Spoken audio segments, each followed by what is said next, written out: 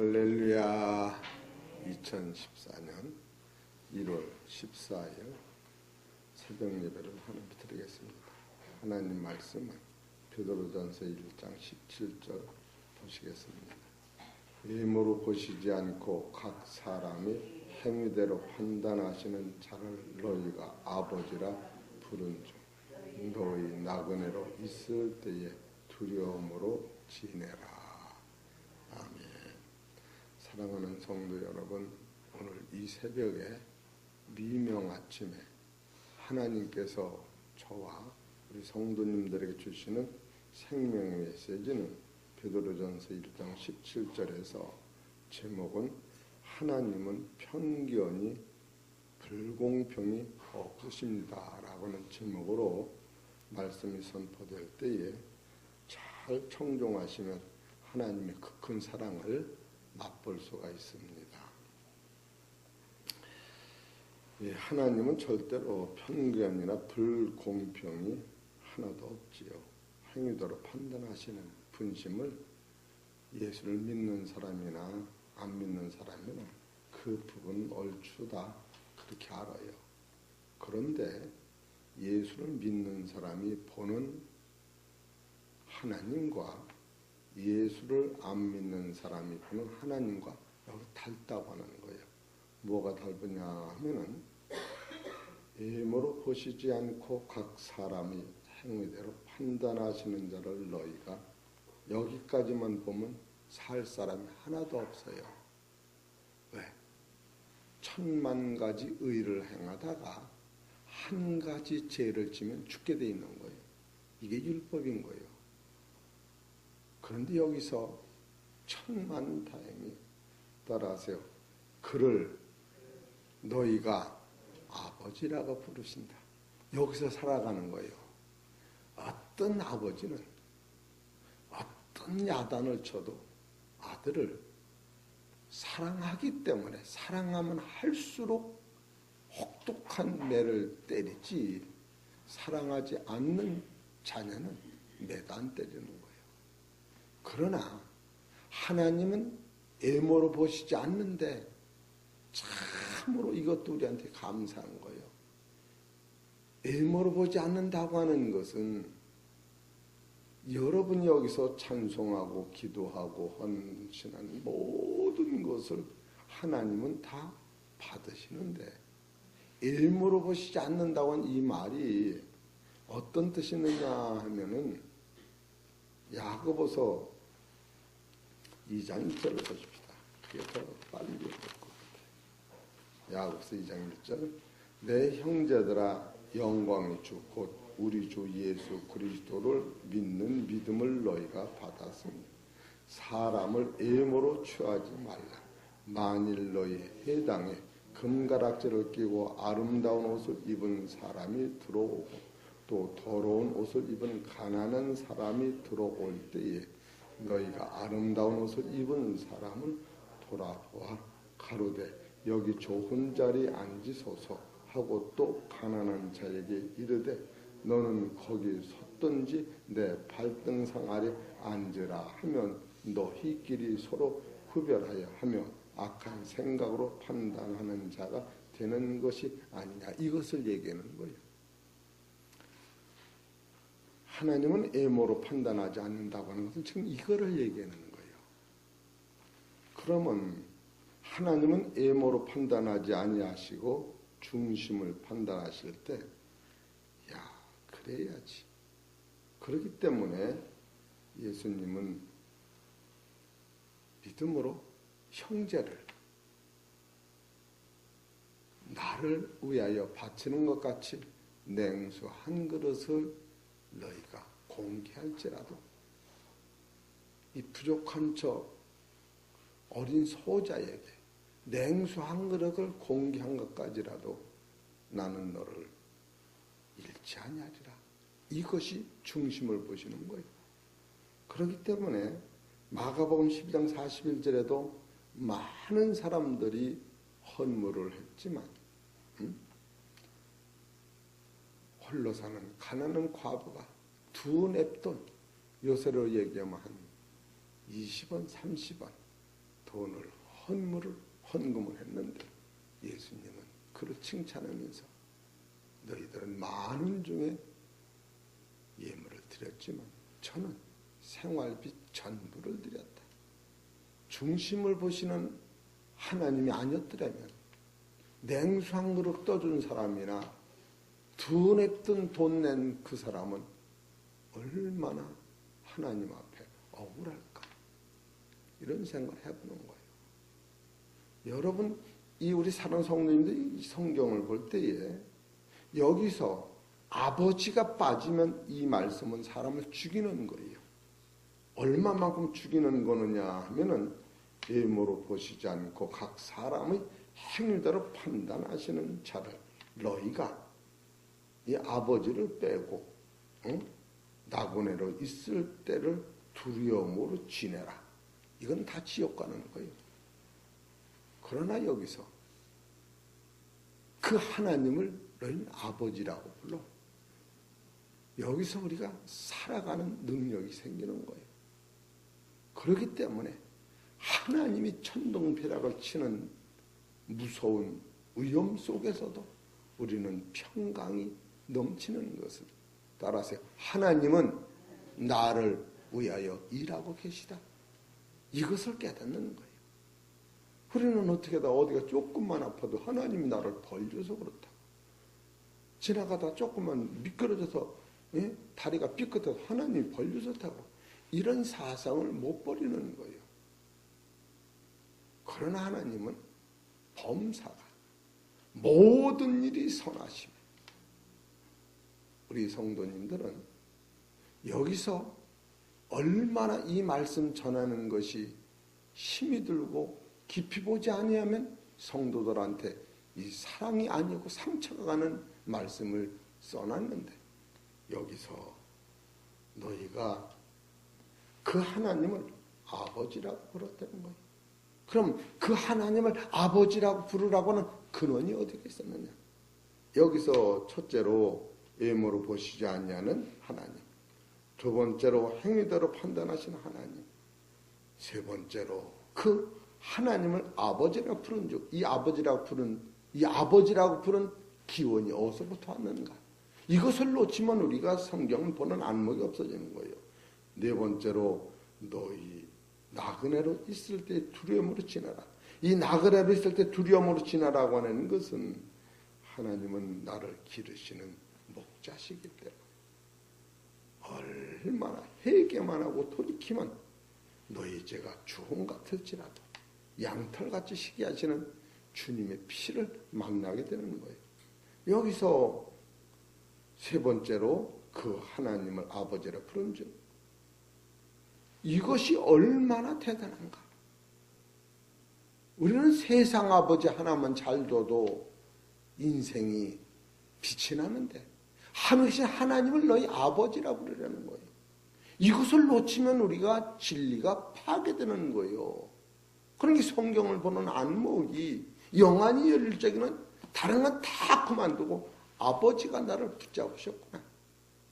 아버지가 지금 행하시는 모든 일은 모든 것이 선하고 나를 온전케 하시는 일을 하시고, 그 일 속에서는 영원한 크나큰 세계를 보여주시면서 바로 내가 가지고 있는 영원한 영광을 예수 그리스도를 통하여 너희에게 주기를 원한다고 하는 본질적 사건을 우리가 놓치면 두렵고 떨림으로 벌벌 떠는, 걸음도 못 거는,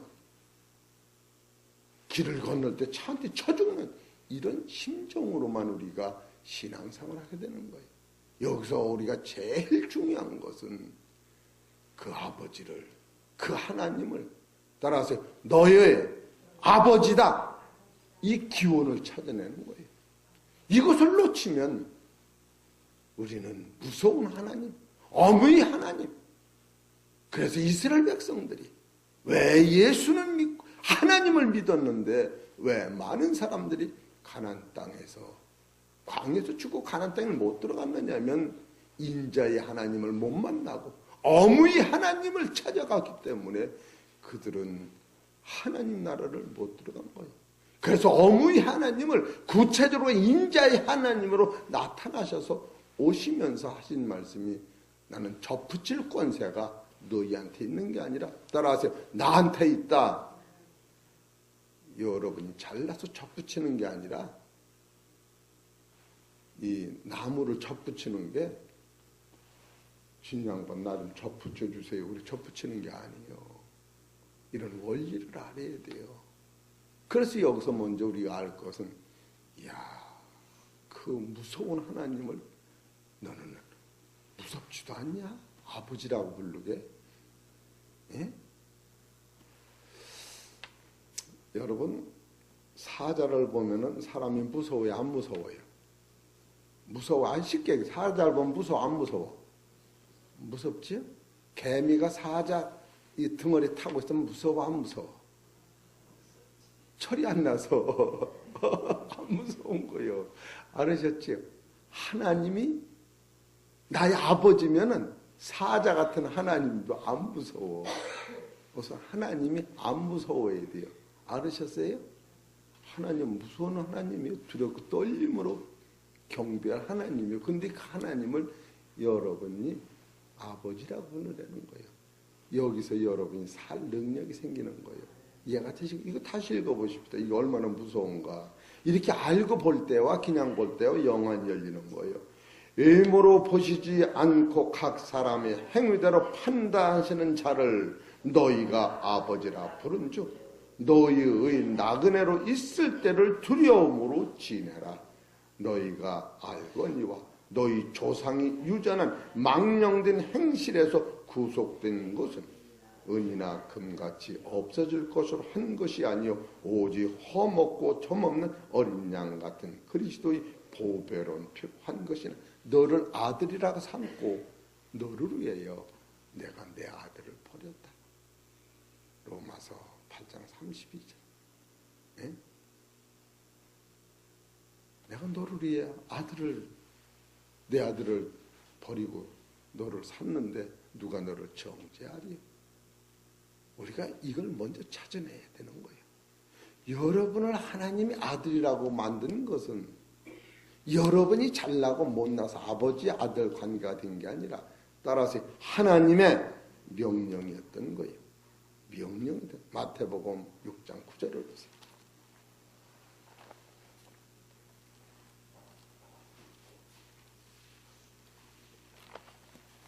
마태복음 6장 9절. 시작. 그러므로 너희는 이렇게 기도하라. 하늘에 계신 우리 아버지여, 이름이 거룩히 여김을 받으시오며 나라의 임하옵시며 뜻이 하늘에서 이룬 것 같이 땅에서도 이루어지리이다. 여기서 하늘에 계신 하나님을 따라서 너희 아버지라고 불러라. 세상에 아버지는 아들을 살리기 위해 아버지가 된 것이지 아들을 1%나 1점으로 해주려고 둔 아버지는 세상에 없습니다. 눈을 빼서 자식한테 준 아버지는 어머니는 있지만 자식을 괴롭게 한 아버지는 없는 거예요. 일단 아버지가 된 그 아버지가 너희를 책망할 때에 이것을 감사함으로 받는 사람은 무한 능력과 생명이 있지만 그걸 원망과 불평으로 받는 사람은 길이 안 열리는 거예요. 그것이 시브리서 12장 5절서부터 기록되어 있는 거예요. 시브리서 12장 5절 보십시다.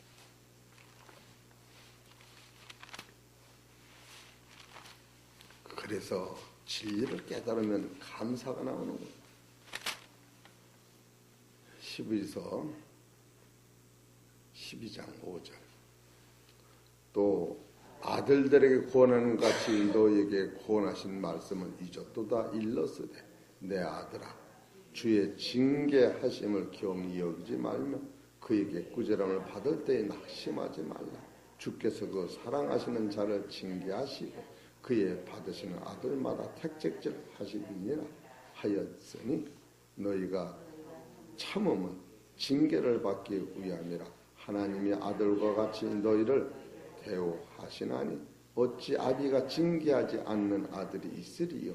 징계는 다 받는 것이오늘 너희에게 없으면 사생자여 참 아들이 아니니라.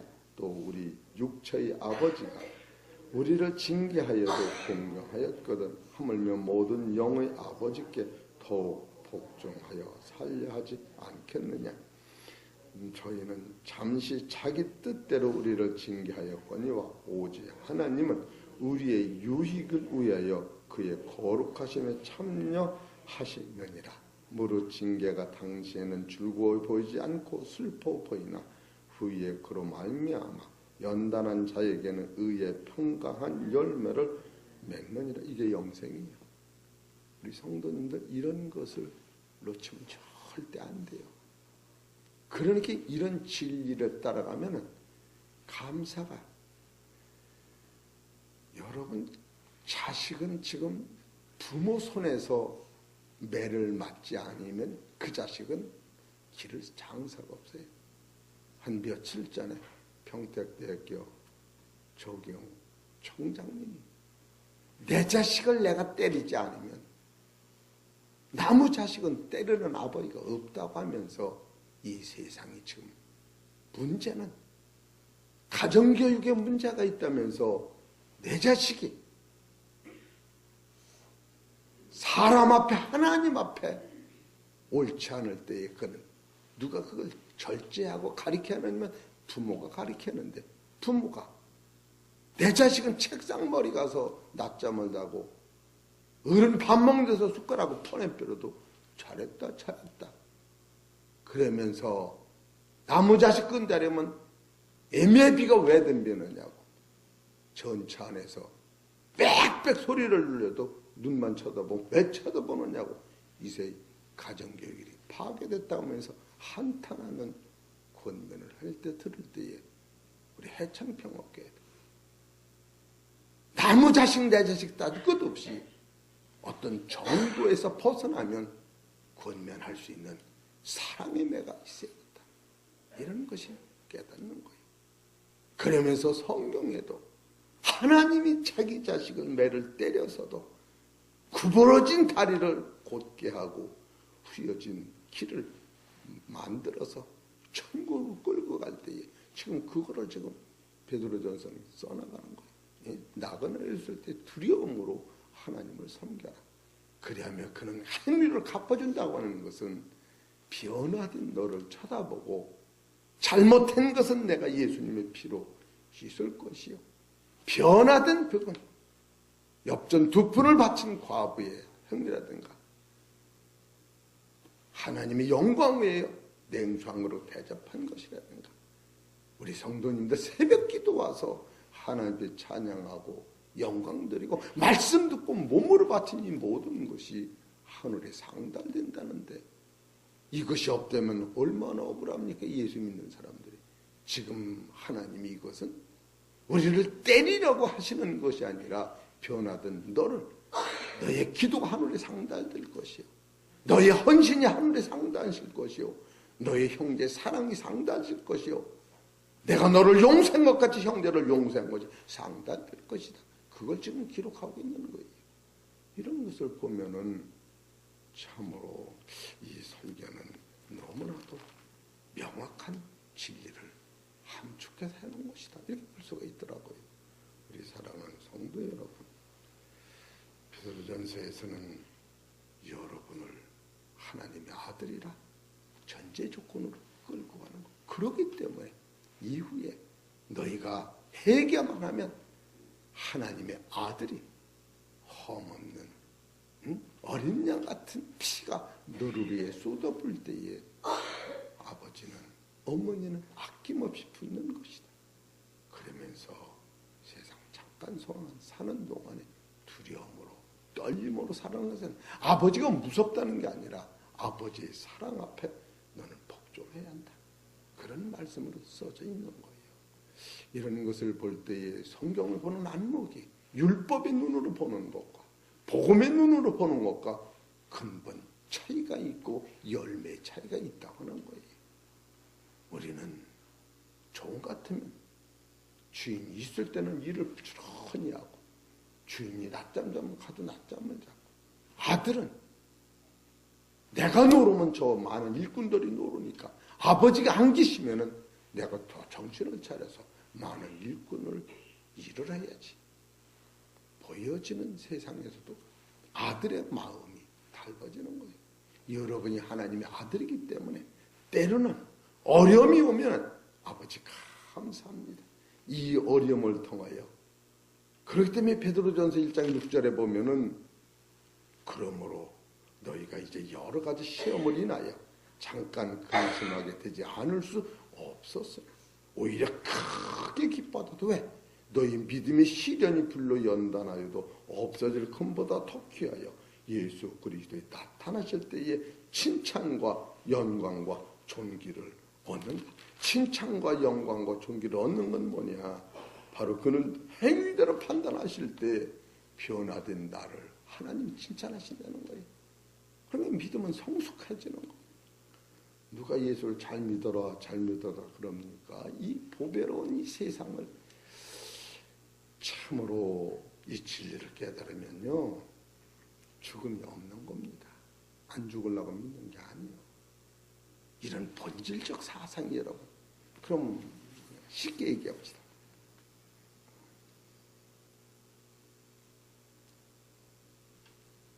여러분의 본체 여러분은 누구냐?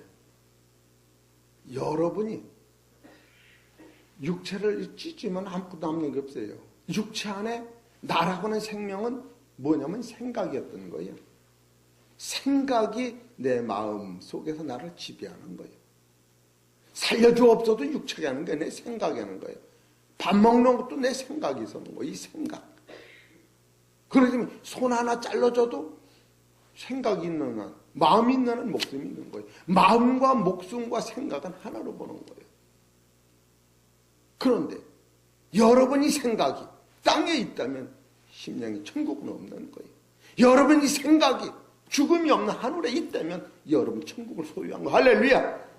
생각이 생명인 거예요. 기독교의 사상은 땅에 있는 게 아니에요.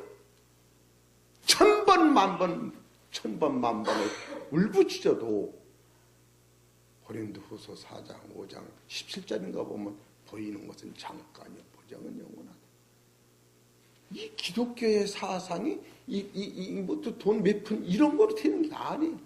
온 천하를 다 줘도 갈 수 없는, 네가 1000만 년을 살아도 갈 수 없는 그 세계를 열어놓고 그 세계를 보여주는 것이 소망. 그래서 베드로전서 1장 21절에 너희는 저를 죽은 자 가운데서 살리시고 영광을 주신 하나님을 그리스도로 말미암아 믿는 자니 너희 믿음과 소망이 따라서 하나님께 있게 하셨느냐. 이것이 믿음이라는 거예요. 들고 우리는 땅에다 그냥 놓고서 이거 흥망성쇠에다가 신앙을 기초를 삼으니까 영생이 있을 자리가 없는 거예요. 그러니까 입에서 나오는 게 생각인데, 입에서 나오는 게 마음인데, 입에서 나오는 게 생명인데, 이 생명이 입에서 뭐가 나오나? 나는 죽음이 없어. 나는 갈 길을 가는 거야. 예수님이 평생에 한 번 날 살려달라고 안 한 것 같이 사망 앞에서 요한복음 12장 23절에 영광이 나를 가까웠다. 그리고 실제로 요한복음 3장 13절에 하늘에서 내려온 자 인자인 하늘으로 오는데 하나님의 영광을 두고 왔는데 쓰레기 같은 이 세상에서 그 영광을 보니까 예수님의 마음이 어땠어요? 히브리서 12장 2절을 봐요. 믿음의 주여 또 온전케 하시는 이인 예수를 바라보자. 저는 그 앞에 있는 즐거움을 위해요. 여기서 그 앞에 있는 즐거움이 어떤 것이느냐 하면은 요한복음 17장 5절을 얘기하는 거예요. 요한복음 17장 5절을 보세요. 17장 5절. 아버지여, 창세전에 내가 아버지와 함께 가졌던 영화로서 지금도 아버지와 함께 나를 영화롭게 하옵소서. 지금 이 세계를 예수님이 이 땅에서 그걸 본 거예요. 거기서 오셨기 때문에 우리 사랑하는 성도님 맨날 부활 하는데 부활은 그냥 사상이 아니야. 개념이 아니야. 본체인 거예요. 따라서 나는 죽음이 없다. 실제로 없는 거예요. 왜 그러냐? 예수를 하나님이라고 나의 아버지라고 믿기 때문에 예수 안에는 생명이 내 생명이요. 예수는 하나님의 생명을 입었기 때문에 요한일서 5장 12절에 그 생명이 내 안에 와 있는 거예요. 지금. 그러니까 죽음이 없는 거예요. 증거는 이것이 예수가 죽었다 부활하신 이 생명이 예수 안에 있고 이걸 믿는 자는 이 생명이 너희네 기름 부음으로 들어가리라. 죽은 다음에 들어오는 게 아니라 현재 완료로 들어와 있는 거예요. 요한일서 5장 12절을 보십시다. 진리는 영생을 빼먹으면 아무 유익이 없는 거예요. 내 목숨을 잃으면 세상도 소용없듯이. 요한일서 5장 12절 시작. 아들이 있는 자에게는 생명이 있고 하나님의 아들이 없는 자에게는 생명이 없느니라. 내가 하나님의 아들의 이름을 믿는 너희에게 이것을 쓴 것은 너희로 하여금 너희에게 영생이 있음을 알게 하려 함이라. 지금 있는 거예요. 죽은 다음에 쑥 들어오는 게 아니고. 우리 사랑하는 성도 여러분, 우리가 마음을 튼튼히 먹고 기다릴 거는 현실을 변화시키고 개척하는 게 아니에요. 그럼 예수님이 63빌딩을 믿게 해줘서 가져라 그랬지. 진짜로 진리가 뭔지를 우리가 이 베드로전서 1장을 보면요, 외모로 보시지 않고 각 사람 행위대로 판단하시는 자. 여기서 행위대로가 그냥 끌고 가면 다 지옥 가는 거예요. 왜? 1000만 중에서 하나만 잘못하면 지옥 가는 거예요. 100사람을 살린 의사도 한 사람을 잘못해 죽이면 징역 가는 거예요. 죽을 사람 100사람을 살린 사람도 내가 잘못해서 전부상태를 들여서 내가 죽는 거예요. 너 100사람 살렸더니 전부상태 그런 게 없는 거예요. 법은 그런 거예요. 인과응보는. 그러나 지금 여기서 하나님을 너희 아버지라고 부른 그는 예수가 너를 위해 십자가 지고 죽어서 죽음이 해결된 거예요. 그 자체에서 지금 행위를 가르치고 있는 거예요. 그 행위를. 네가 행위가 온전해서 아들이 되는 게 아니고 오늘 목사님들한테 가서 설교할 것이 우리가 행위가 온전해서 아들이 된 게 아니고 율법에 더 중한 바. 율법은 선악으로 지옥 가는데 더 중한 건 뭐냐? 지옥 갈 그들한테 예수의 피가 있다. 이게 더 중한 거예요. 율법을 안 되는 게 예수가 오셔서 마태복음 5장 17절에 율법은 1점이라도 변하지 않는데 이것을 내가 지키는 것은 율법은 이웃을 이모까지 사랑하래서 그걸 내가 이루다가 죽었다. 내가 너를 사랑해서 죽었으니 넌 죽음이 없어. 그래서 더 중한 바 의인과 이 의인은 뭐냐? 인간한테는 원래 죄인이라 의가 없었는데 예수 그리스도가 피 흘림으로만 넌 의로워졌어. 그건 정의가 아닌 거예요. 정의는 만들어낼 재료가 없는데 씨가 없는 밭에서 무슨 고구마를 심지도 않는 고구마 비슷한 게 나와도 비슷한 건 안 되는 거예요. 이런 본질을 우리가 깨달을 때 얼마나 감사한지. 환경이 변해서 내가 흔들린다면 무슨 영생이 있는 거예요? 환경 속에 들어가는 게 아니야. 환경을 내가 지배하는 거예요. 아무것도 아니에요. 죽기 뿐이다 하려고. 여러분과는 죽음이 없는 거예요. 이런 본질의 능력이 베드로전서 지금 가르치는 거예요. 예? 얼마나 감사합니까? 그렇기 때문에 너의 나그네로 있을 때에 두려움으로 지내. 두려움으로만 사랑 안에 거하라는 거예요. 두려움이라는 단어를 한번 보실까요? 로마서 11장.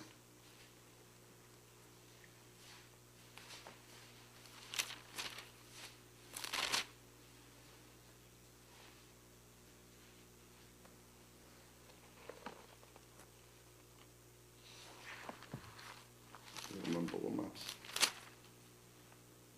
11장 20절서부터 봅시다. 옳도다 저희는 믿지 아니함으로 꺾이우고 너는 믿음으로 섰느니라. 이 믿자는 건 이방 유대인들이요. 누구를 안 믿었느냐? 율법을 쫓아감으로 예수를 안 믿은 거예요. 율법의 의를 잃어 정의를 스스로 율법 따라 가려고 예수를 안 믿은 거예요. 그래 정의가 아닌 거예요. 높은 마음을 품지 말고 도리어 두려워하라. 하나님이 원까지도 아끼지 아니하셨은즉 너도 아끼지 아니하시리라.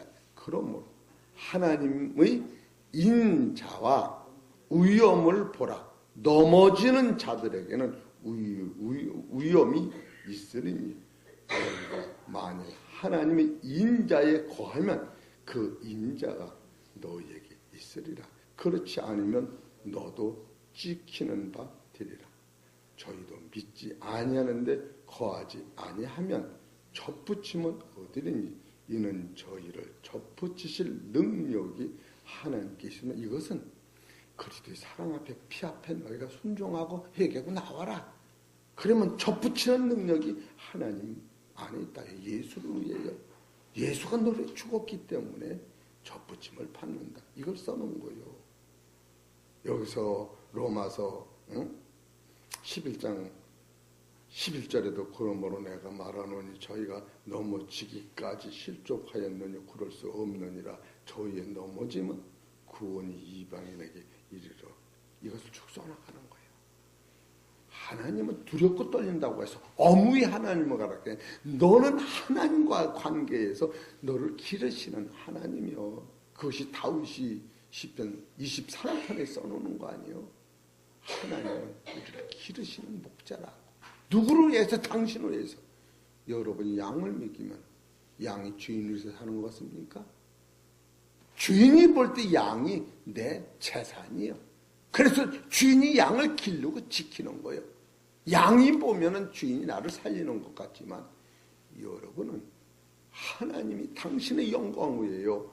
여러분을 아들로 만들어서 하나님의 아들이 될 때에 하나님도 영광 받으시고 예수님은 아들 낳으느라고 영광 받으시고 여러분은 죽을 몸에 믿음으로 살아 영생하는 게 영광스러워지고 그래 이 영광을 결국은 아버지 앞에 바친다라고 이 생명이 멸류관을 받아옵소서.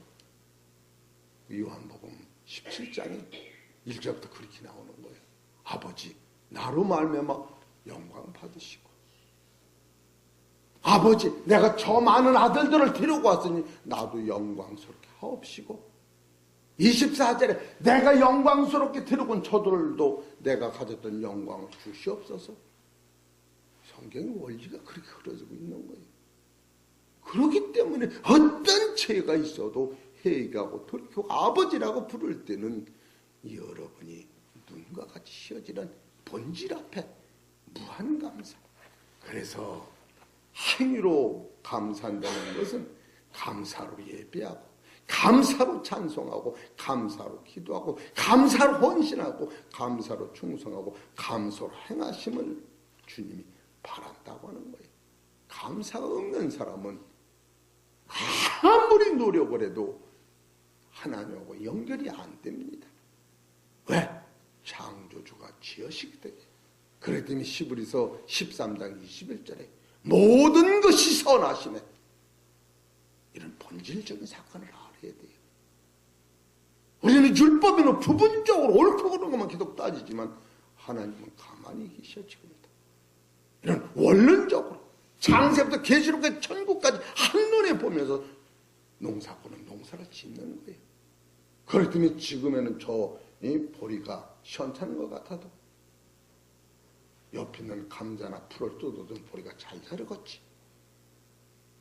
당장은 좀 보리가 시원찮으면 잘라버리지. 그러지 않는 거예요. 이 보리 하나를 위하여 걸음을 주고 옆에 있는 잡초를 뜯어두면 잘 자라겠지. 우리는 저 보리가 시원찮은 게 때려 부셔라. 이런 마음을 갖는 거예요.